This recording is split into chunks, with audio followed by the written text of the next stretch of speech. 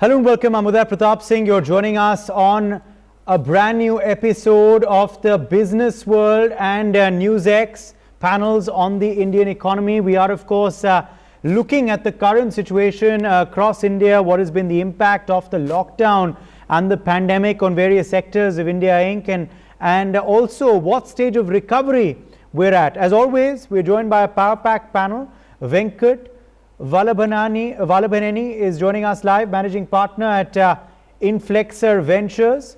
Deepak MV, CEO and co-founder at Trio, is joining us live.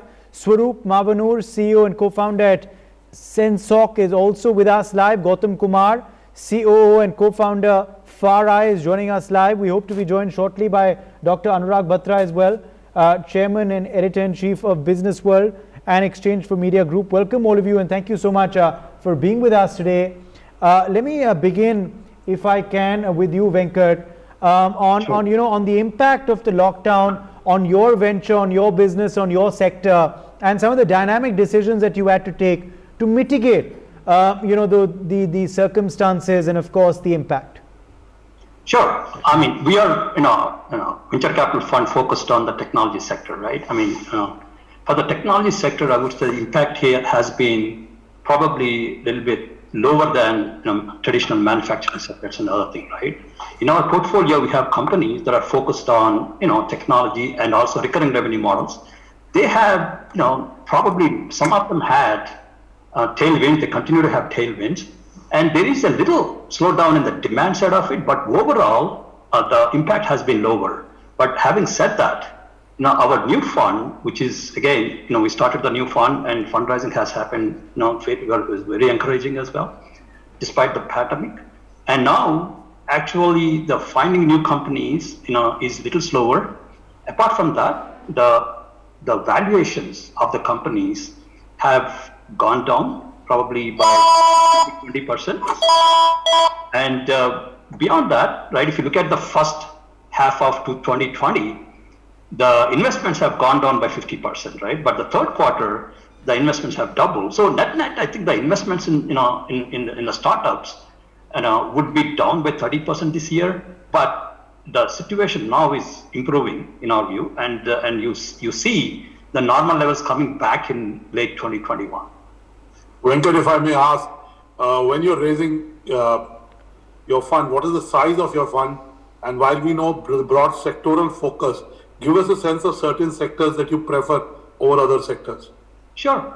And our size of fund is 500 crores, right? Domestic fund, right? And so our ticket sizes range from 7 to 30 crores based on the stage and the growth needs of the company. And we are sector agnostic. We are purely based on deep technology, right? Where the companies need to have strong technology, intellectual property, and innovation. That's a requirement. Right. Outside that, they should have some early traction and some paying clients. But and also, while we are very, very bullish on technology as a whole, our focus is on B2B and enterprise sectors. Right. And that is basically, if you look at last 15 years or so, there's been a lot of B2C focus. In the last few years, the shift is happening towards the B2B, and it is growing from the venture capital, from the entrepreneurs, and everything. Right. So at the same time, our another focus is we focus on recurring revenues, right, and asset-light models. Now, SaaS is a primary example for that, right? And the other thing is, right, we love the companies that have India focus and they gain some clients in India, right, good success in India, but have global appeal, right? The real scale would happen for the enterprise platforms, right? The real scale would happen outside India. So we love those companies, right? We take those companies, we help those companies, take them global, make them successful there. And Venkat, for successful angel investors, I know yours is not early stage in angel investing in the true sense of it. You're a little more Series A, Series B. By definition, you're 7 crores to 30 crores, right? Which is more Series A. Now tell us, what are the rules of investing post-COVID? What are the new rules that have got added? Of course, some rules of investing stay the same. For example, you look at a need, you look at the team of founders, you talked about innovation and strong technology focus. But give us, when you look at proposals that come to you, what makes you shortlist them? Is there a playbook to getting noticed by Venkat? I think I already covered some of it, right? Because strong technology, intellectual property, right? And that's a major focus for us.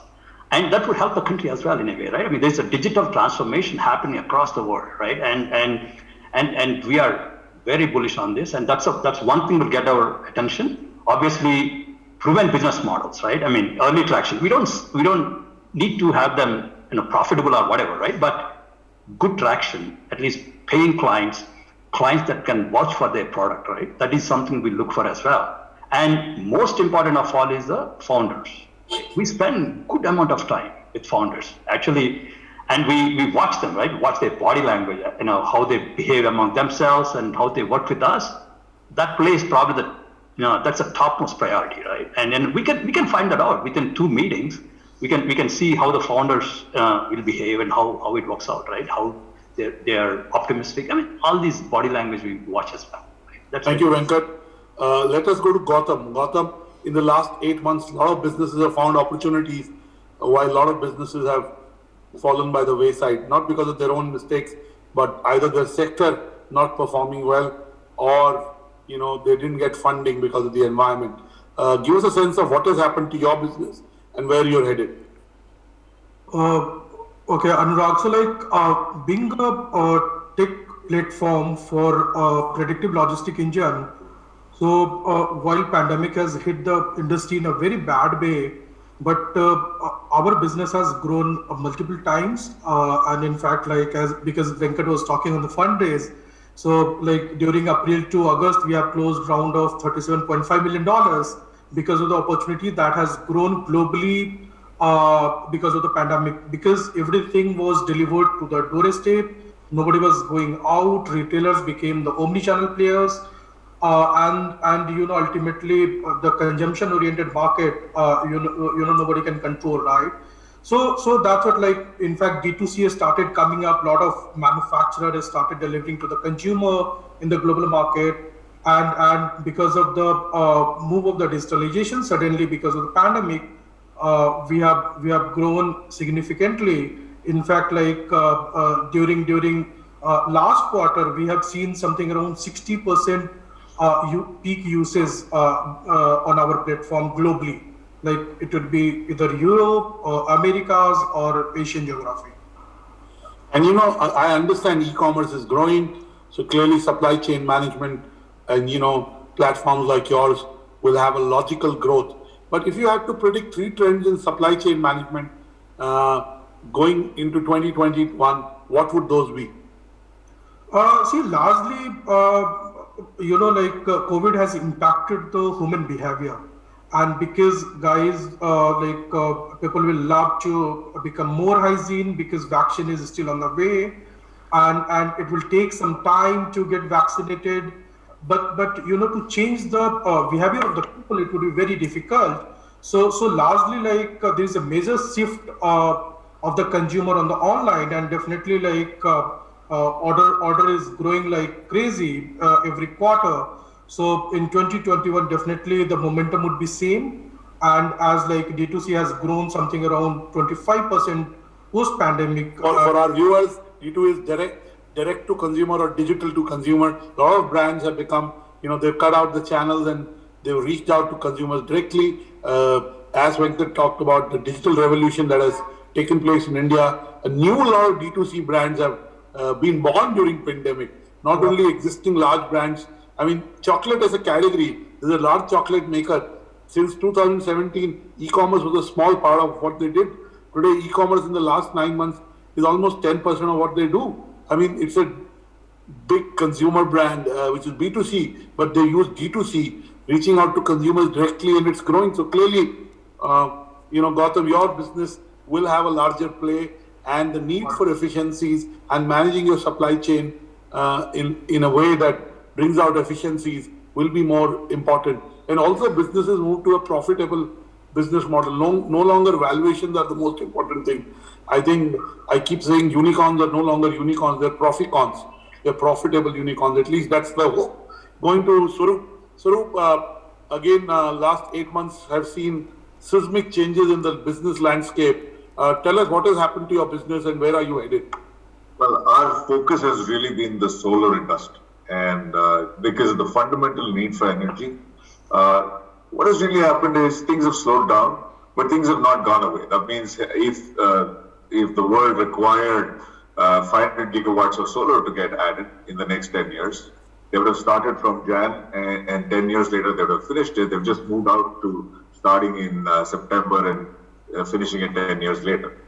That's the first part of, hey, this business has not gone away, this business still exists. On the other side, there was a little bit of slowdown right when the pandemic started, and that was primarily driven by the lockdowns imposed in various countries. We saw delays in Europe, it was very strict, in India it was very strict, people could not get to sites. But overall, construction continued because luckily our target market is socially distanced by default. You're on a solar site which is hundreds of acres away from civilization, and you're not close to anyone while you're working. So all of these sites came back up. People got back to doing their jobs, and sites started getting constructed. So that was not really a big factor for us. The bigger factor was actually doing business. We have about 80 customers in about 17 countries, and not being able to go sit in front of customers became a big problem.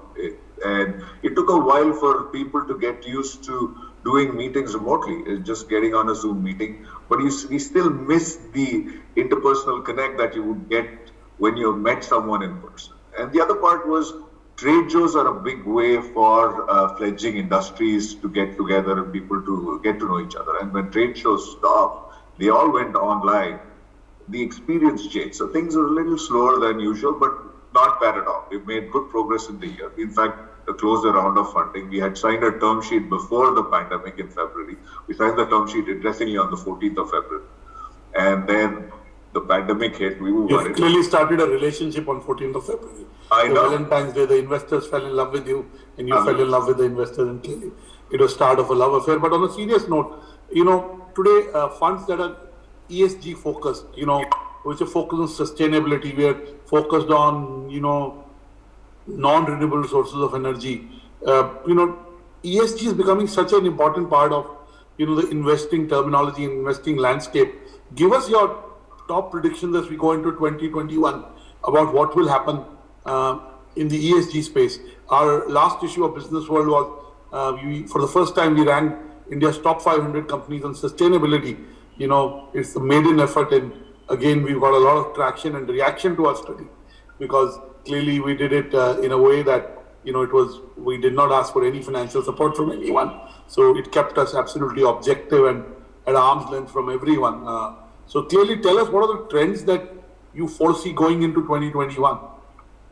Absolutely. The first part of what has happened in the last 5-6 years is awareness. People are aware of issues with the environment, with sustainability, and more people are asking for sustainable. They're making choices that are more sustainable. For example, you see the the focus on organics in India, and that is from the belief that people will not spend on organic farming.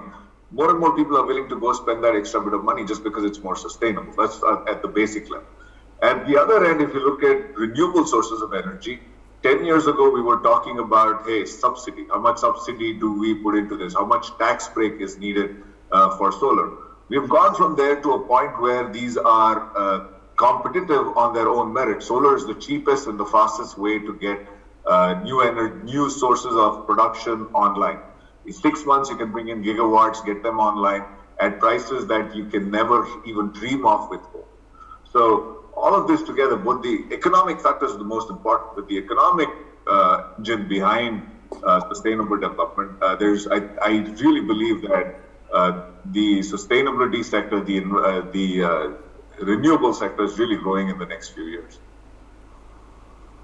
Okay. I have another quick question, Swaroop, on interesting point you just made, of course, that the renewable sector is definitely going to grow in the next few years. This has been not as great a year as you would have hoped for, obviously, given the situation. But in terms of the government's announcements as well, now the government also had certain announcements as far as the sector were concerned earlier in the year. How do you react to them? And do you also hope for more announcements perhaps early next year in the budget for your sector and your space? Well, we are a software provider and we're not directly part of the sector, but of course, indirectly we are part of the sector. I still feel that the government has a little bit of things to do, and it's great that there's a lot of focus on renewables, and more effort has been put in to get renewable sectors online.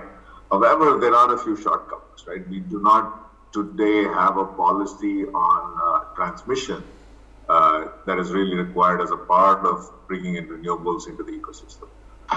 We have not been spending money on building capacity on managing flows of energy within our networks. For example, I believe that we're going from a producer-consumer one-way flow of energy and control to an internet of electricity, if I were to say so. And is the government doing enough in bringing in policies, doing work to make this happen? That's where the biggest gap is in terms of work beyond renewables. On the economic side, I believe that the renewable industry is currently in a trajectory where we can overcome these small hurdles of additional taxes being imposed, duties being imposed. I think we'll overcome that. And that's not really the biggest challenge in the next 5 years. Uday, India is part of the Solar Alliance, and the government is looking to name a new chief of the International Solar Alliance.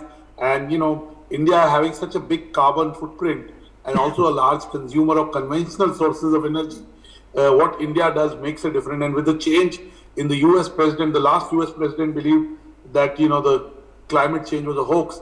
Clearly, the new incumbent president or the president designate, Biden, believes that climate change is a real issue, and America should lead the way to achieve the SDG goals, which are still a long way to go. Yeah. So clearly, you will see that India's focus on sustainable sources of power and non-conventional sources of power will only grow. Let us bring in Deepak into the conversation. Deepak, on this panel, we've had 3 entrepreneurs who possibly have had a very good 9 months. They've had their challenges, but they've been able to find their own sweet spots in these challenges and be able to prepare for a leap in 2021. Give us a sense of where is your business headed? Yeah, thanks, Anurag. So essentially, this year has been a monumental year for all of us. I represent eTrio, which is an electric vehicle company, and EVs has long been a buzzword in the country, as we all know. And this was, I think, the year of reckoning.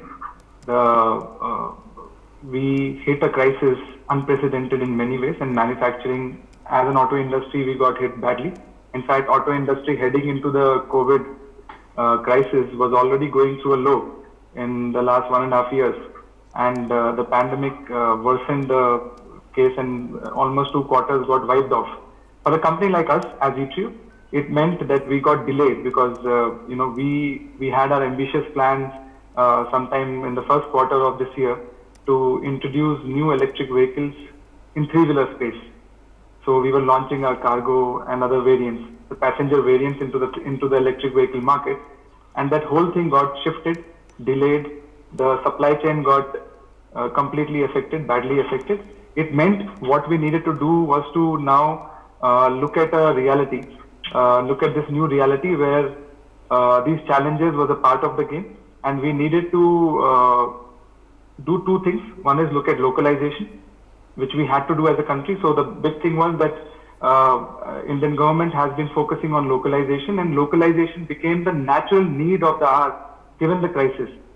And that's one big thing we saw. The second big thing, as a electric vehicle company, we also realized that we had also signed off a term sheet pre-COVID, and post-COVID, while the term sheet remained, but the amount kind of got decreased. And we had to then deal with revising the business plans and looking at a more optimized plan in terms of looking at business models. So we were looking at earlier an outright sales model. We are now looking at a leasing cum sales model. So that meant, you're looking at newer business models to help.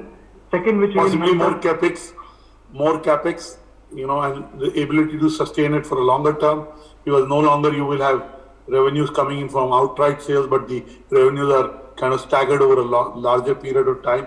And I would love to know what was your thinking.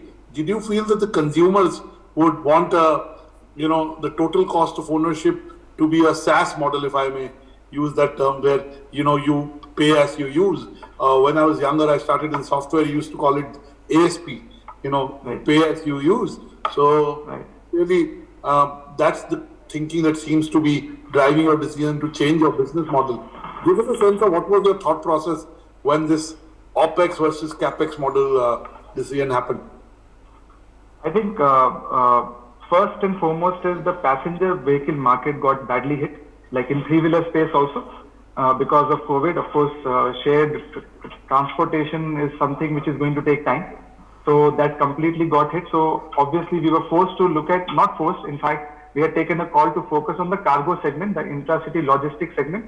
And we have been talking about in the last few minutes about how e-commerce is booming right now in the country, which actually has led to a large demand in terms of the cargo needs in the intra-city space. And that is where we saw a big need that if we wanted to unlock this demand, B2B ecosystem is what we wanted to focus on and bring out a leasing model so that, all the logistics players who are working in this e-commerce space, because we work with, the likes of Amazon, Big Basket, Flipkart and their partners.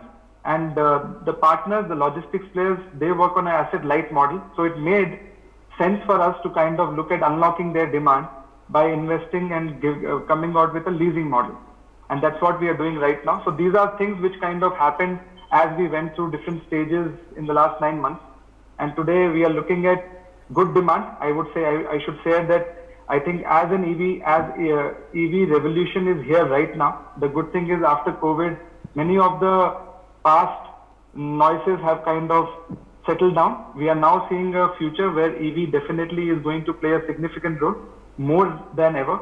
And today in the EV industry, the three-wheeler space and two-wheeler space are going to grow phenomenally as we enter the new year. Yes. And we would see that the penetration of EVs in the total market will increase. And that's where, that's what we are looking forward immensely. We have gone through a tough year, but now we look forward to a future full of opportunities.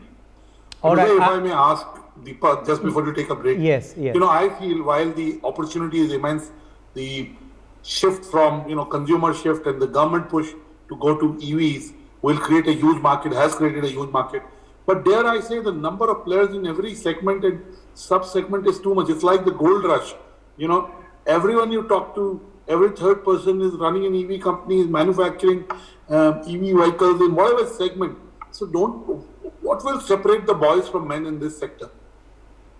Absolutely right. I think you're right about the gold rush. I think today if you, hit a stone, you would hit a EV company. There are so many EV companies. Yeah, there are two people you will hit, either an edutech company or an EV company. Yeah. Every company wants to be, in the media companies want to be edutech companies, content companies want to be edutech companies, of course, educational institutions want to be edutech companies. But what I asked you, Deepak, is what will separate the boys from men in this very overcrowded EV market? Okay, so let me break it down into three things. What would differentiate in the marketplace? The product is the first differentiation, which means that one needs to today build products which are robust, which are, whether it in terms of the total cost of ownership or the warranties which you're giving or the kind of operating economics which it has. All these elements have to boil together. The second part is the branding. So today we are seeing that today there are large brands who are the leaders in the market and they are launching the products. So obviously you would as a startup or as a as a new player, you would have to fight out with the big giants of the industry with their might and expertise. You'll have to fight it out. So it is very important to build the right product. More important and equally critical is the after sales, which is where your product, because your product is today in many cases in the commercial vehicle ecosystem is the source of income for you. So your downtimes, how well you provide the service to have the lowest stat in the marketplace, your ability to mine the data, digital and data is the game right now. So you have to be very, very clinical about how you are leveraging a lot of data. Today we have data flowing in about not at the vehicular level, but at the component level, whether it's the battery, cell, motor, controller, so on and so forth. So how are you optimizing this to make a difference in the operations or in the earning of the customer? The other part is to look at the entire ecosystem, the entire stakeholder, there are multiple, because EV is not just a product game. It's basically essentially looked upon around the ecosystem where you have the charging infrastructure, you have the driver who's a critical stakeholder on the ground. He might not be owning the vehicle today, but he is basically the influencer who will decide how well the vehicle is doing. You have the financiers. Today we have challenges as an EV industry where we are not able to get financing at a rate which the ICE vehicles get, right? So similarly, all these pieces have to tie in, and players who are able to tie in these pieces to give comfort to different stakeholders and build a use case on the ground with the right service network would be the leaders of tomorrow. And clearly you've differentiated your business model to suit the opportunity that presented. How you do your operational business model also matters. Back to you then. Absolutely. We've got opening comments from all of our panelists on the direct impact on their venture and sector, and of course their, how they tried to circumvent some of the dire impacts of the lockdown. But after the break, we'll open it up to some larger questions concerning the Indian economy and the year ahead. Don't go anywhere. Much more on the other side.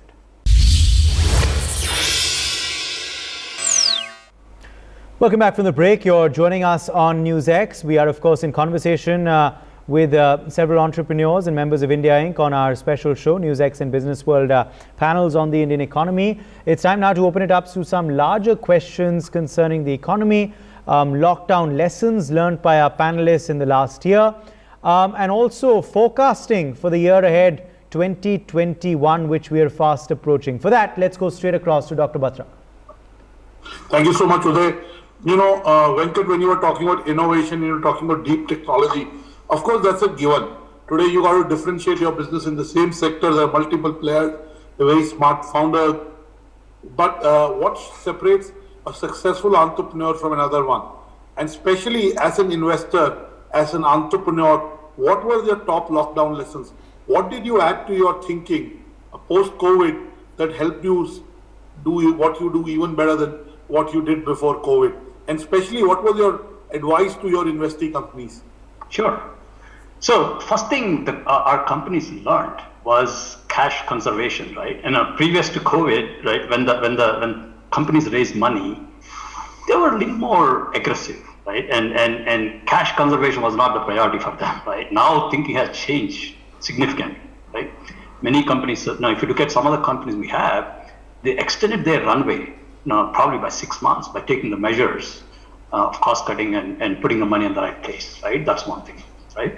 Second thing is focus on, take this time to focus on, building better product and better innovation, right? That's something that happened. And then work from home, that sort of disturbed the whole model initially for 2 months. After that, people got adjusted, and now probably they have better productivity and probably ability to find good talent as well. That's something that happened as well. Last but not least, I think the entrepreneurs got toughened up, right? Which is very, very encouraging news for us, right? Because, and one or the other day, right, they have to go through this some crisis, right, in the life of the company, right?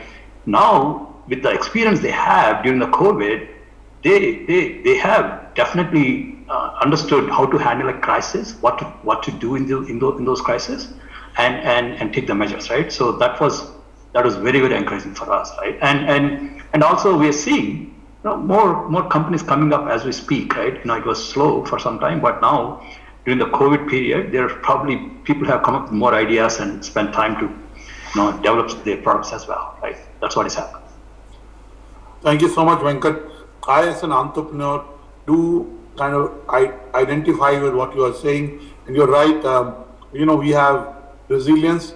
The resilience was in action during the last 8-9 months. Absolutely. It was not just something that you put in a plan or you said, but we all have survived because of resilience, and hopefully will thrive because of agility and resilience. Swaroop, what are your top lockdown lessons? So a week before we actually went into lockdown, we decided that everybody was going to work from home because we felt it was not it did not make, even when people had a cold, we used to advise people to stay at home. And when the whole news of COVID. One thing I can tell you, Swaroop, all of you are not in Delhi. Otherwise, you'd be like me. You clearly are not feeling the cold, and I am. I think talking of cold, I just wanted, Gautam's in a t-shirt, Venkat is in a shirt, Swaroop, you're in a shirt, and so is Deepak. None of you looks like you're in Delhi, and that's why you're not feeling any cold, or it's the warmth of entrepreneurship that is keeping you going. But go on. Yeah, I definitely am not feeling. I'm actually feeling warm right now. But anyway, so we started working from home a week before the lockdown was announced, and we are a technology company. And we had set up our systems in such a way that we could log in remotely. We had remote desktop connections to most of our devices. And so it was not a very big task for us to move away from working from home to working remotely. But the biggest challenge for us working remotely has really been employee morale. In the first few months of the pandemic, I used to have calls where every employee would say, when can we come back to the office? Because they started missing the social interaction that comes with being in an office, being with a part of a team. So that was the hard part.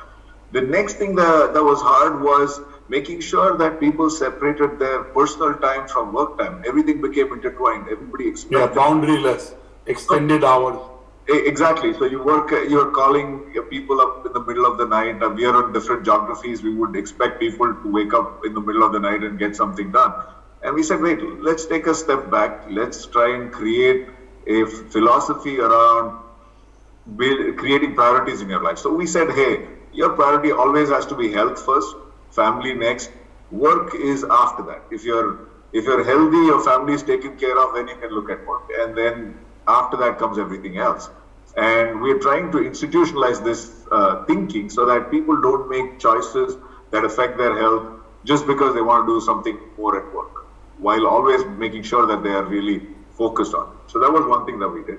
The other thing is we made things more flexible for people in terms of when they wanted to work, what they wanted to do. And we decided that it was more goal-oriented thinking that was better than actually saying, hey, I want you to work 8 hours a day. Here's a job, we want it done by this time. Can you please get it done? And you can do it whenever you want to do it. So that we moved from a rigid 9 to 5, 9 to 6 type of thinking to being more open in having people work whenever they felt they were comfortable. And the third thing we did was we tried to encourage people to come to more meetings. We created we created weekly town halls so that everybody got the pulse. More communication, so that people feel that they are not disconnected. And sometimes just talking it out and sharing creates solutions and creates empathy, if I may say. Communication does create empathy, may lead to empathy. Absolutely. And the other thing is, are we prepared to come back and get people back to the office? Still not yet. I believe that human life is more valuable than anything else. And if there is a way we can continue to function, be it at a slightly lower level than we could, but keeping everybody safe, we would always choose that one. I can tell you, I've had COVID. I was in the hospital. My oxygen levels were low. I was on oxygen. I was there for 10 days. And I do not wish for anyone to go through the trauma associated with this disease. I mean, some people don't even feel it, but you never know when it hits you badly. And so the risk of getting people into a room, into an office. So clearly we got used to remote working. We got used to more communication. We got used to more, if I may use, more compassionate way of, engaging with our colleagues. And clearly, one of the things I've seen in entrepreneurs is these days, they never say never, don't say this won't happen. They're more open-minded because we don't know what will happen. Gautam, your top lockdown lessons. Yeah, so in fact, because a global company, being a global company, we got the effect of COVID in the last week of Feb, and we did the pilot of work from home in the first week of March, near to Holi. And then we, on the alternate days of the week, continuous days of the week, right? And we tried to set up the certain SOPs because guys will work remotely, and because we are being a cloud SaaS company, we had access of a lot of data throughout the globe. But as Swaroop told, there was a big gap in the discipline of the routine, where there was no boundaries and everything was mixing around. So first quarter of the pandemic was worst, and at Far Eye, our average age of teammates are close to 27, 28 years. So their energy level were very high, right? So like during the town hall when we were checking around, their lifestyle and all. So every like team is full of entrepreneurs, and because of young age probably, right, they wanted to come to the office, but safety was the first thing. I want to tell you that coming to office is not just about young age. It becomes a way of being. And any change takes time. And as Swaroop rightly said, it becomes about social interaction. It's a getaway. Also, I feel maybe it's about my age or I'm old fashioned. You are correct. I think in certain functions, face-to-face connect matters, and I think the productivity is better. But we've now all got used to working from anywhere, not necessarily home. It can be in a hotel room, it can be home. So clearly you're right that, a lot of things that we would have not imagined before March actually became a way of life. Deepak, what are your top lockdown lessons? I think I would be able to pick from whatever has already been shared. So I think lesson number one is the importance of cash. I think as an entrepreneur, Venkat also said that. Yeah, Venkat said that. And every part of the value chain is trying to conserve cash. While you're trying to conserve cash, your clients are trying to conserve cash, your vendors are trying to conserve cash, your employees are trying to conserve cash. So, clearly conserving cash is kind of in the ecosystem. And I think we learned our biggest lessons on how to be so frugal, which ways and means which we didn't imagine prior to this crisis. So I think that has equipped us to deal with uncertainty of this kind, because there were timelines where we didn't even know what's going to happen. So there were also, the second lesson was to contingency planning. I think plan B, plan C, and we didn't know what plan is going to work out for us. Third, plan is good. We really don't know the future. While ideating options is good, being open-minded and living for the day or the week is good. Yeah, and third, I think is a very unique thing for manufacturing, because work from home doesn't work for us. We have to be there with the machine and with the product. We were launching our product, so we had to validate and test the product, which meant that the team had to really go out of the way. I think I have realized the spirit of human spirit. If we want to do something, no matter what, nothing can stop. So while we took all the precautions, but we also took the risk, because we had to, after the lockdown ease was eased out, restrictions was eased out, we had to step out. I was in Delhi for 1.5 months, looking at our vehicles. There was team in Hyderabad, and we are multi-location.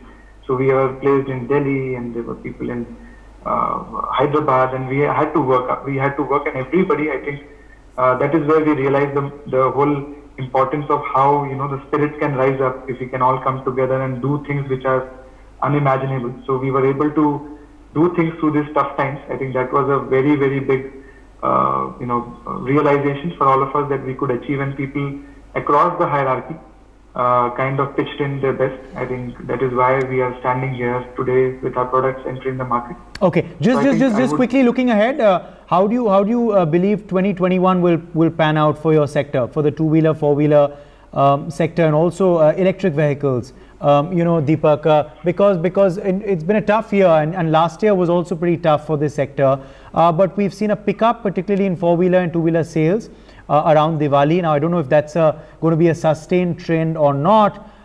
There is a lot of future for electric as well. How do you really see 2021 turning out? So definitely, electric vehicles are going to do really well. I think there would be a definitive growth we would see across segments, without any doubt. This is fueled by two factors. One is, of course, the overall across the whole ecosystem, whether it is the governmental support or the customer awareness around EVs. But the second factor, which is the cost of ownership factor. So we definitely see now with the battery prices coming down, and I'm sure many of you would have seen that there are places where the battery prices have kind of gone down to $100 per kilowatt hour. Of course, the conditions apply. But what we see is today, with the BS6 happening and the rising diesel fuel prices, EVs is going to become more competitive, and definitely we will see in segments where EVs, the upfront cost of acquisition would come down significantly, competing very well with the ICE counterparts. And next year is going to be the year of EVs. I mean, this is going to be the start. And the next 5 years, 6 years would see EVs grow rapidly. That's what our sense is very strongly on the sector. Okay. You know, again, government in the last 9 months has been in the play, whether it's the economic stimulus or making sure that the bottom of the pyramid get food. I want to know from all of you who are impacted by the decisions that the government takes, whether on, moratoriums or the economic stimulus, or, if I may call it supply side constraints, because you want to control the pandemic. How do you see government intervention and government's initiatives over the last 8 months? What did the government do right? And what do you think government can do from here on to be able to kickstart the economy? We are on 22nd December today. On 1st February, there will be a budget. The Finance Minister, Nirmala Sitharaman, has said that it will be a budget like never before. So she's clearly raised the expectation. And there is an expectation that as a vaccine comes in, the government will do public spending, which will spur up the demand. So I want to know, what are your expectations from the government, specifically for your sector, and what do you think the government can do to bring back the economy in full bloom? Let me start with Swaroop this time, and I'll go around the house. Sure. I think the biggest factor that will really drive the economy forward is the vaccine, is the efficient rollout of a vaccine. There is no other way that you can assure people that it is safe to go out to spend their money to do things. That only when people spend and you're not in the frugal mode will you start growing the economy again. And there's no way to escape that. Now, having said that, what the government did right was really the first part of the lockdown. At that point in time, we really knew nothing about the disease. We did not have the capacity to manage a large blowout if it did occur. Our doctors were unprepared. We had no idea that dexamethasone would be a lifesaver, right? And so those first few months of lockdown, though were really hard, they were really important. There were a few things that could have been done better. Maybe one day. In hindsight, we can always say this could have been better, that could. But life doesn't work in hindsight. Life works in real time. And, I would say, I was just giving an example last week on the show that in a developed country like the US, 3 weeks back, there were food riots. In India, which is such a large country, and its GDP is much lesser than the US, there were no food routes. The government made sure that the bottom of the pyramid and the middle valley of India got its food. So clearly the government did a lot of, we in the private sector sometimes, expect too much from the government, whereas we are government's equal partners in creating opportunities and jobs, apart from just paying taxes. So clearly, the government, in my view, did its role in a stellar way. And as the vaccine comes in and its distribution starts, the government will do supply side, measures, but more importantly, it will do a lot of things to spur demand. Because in a lot of sectors, government doesn't want the demand to grow. It doesn't want a lot of people to travel. It doesn't want, people to go into restaurants and hotels in a big way, or big gatherings start, because clearly still there is corona. It seems like it is waning in India, but you never know if there is a new strain, or there is a faster spread of corona in cities and areas that didn't see the spread of corona. So clearly you got to be cautious, and I think the government has been very wise in the way it has managed it. The Prime Minister communicated very clearly. The Health Minister, the Finance Minister, I would say lives and livelihood, and hence I talk about these two people. Venkat, what is your assessment of how did the government do, and what can the government do from here on? So I totally agree with you, Anurag, right? So in terms of what government has done, they've done more than enough, because it's easy to say that they could have done better, but as a developing economy, right, we have constraints, and we have to be careful in terms of how much stimulus we can give and what can be done, right? That's something we need to be aware of. Second thing is, now look at the liquidity, right? There's plenty of liquidity, and stock market is going up. It's at the highest levels, and that's a future economy, right? I mean, how people are looking at the future.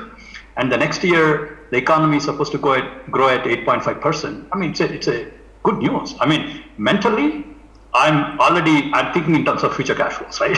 So I'm out of COVID already, right? So in my view, I think I'm very bullish on Indian economy, and I'll talk from my side rather than talking about everything else, right? Startups focus, right? India is focusing on that. They can focus more on that because startups will not only, they play a significant role in economic growth, right? Innovation, and then especially technology transformation and creating jobs.